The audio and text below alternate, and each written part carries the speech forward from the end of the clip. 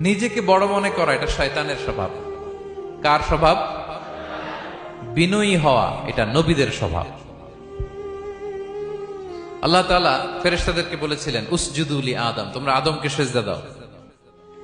ফাসাজাদাল মালাইকা কুল্লুহুম, সবাই সিজদা দিল ইল্লা ইবলিস, কে ছাড়া? ইবলিস ছাড়া। সে নিজেকে বড় মনে করেছিল, শয়তান। কিভাবে? সে লজিক খাটাইলো আল্লাহর সাথে। সে লজিক দিয়ে আল্লাহর বলে, আল্লাহ ক্বালা আনা খায়রুম মিনহু, আল্লাহ আমি কেন সিজদা দেব? আমি তো আদমের চেয়ে শ্রেষ্ঠ, আমি বড়। আল্লাহ বলতেছে তুমি বড়? কেমনে বড়? শয়তান বলে খলাকতানি মিন নার, আপনি আমারে বানাইছেন কি দিয়ে? আগুন দিয়ে। ওয়া খলাকতাহু মিন তিন, আর আদমকে বানিয়েছেন মাটি দিয়ে। কি দিয়ে? মাটি দিয়ে। আগুনের ধর্ম দাউ দাউ করে উপরের দিকে কি করে? ওঠে, আর মাটি ঢিলা রেখে দিলে নিচে পড়ে যায়। তো সে যুক্তি দিয়ে বলতেছে আল্লাহ ঊর্ধ্বগামী কোন জিনিস তো নিম্নগামী কোন জিনিসের কাছে মাথা নোয়াতে পারে? যুক্তি, মনে রাখবেন, যুক্তি সব জায়গায় খাটে।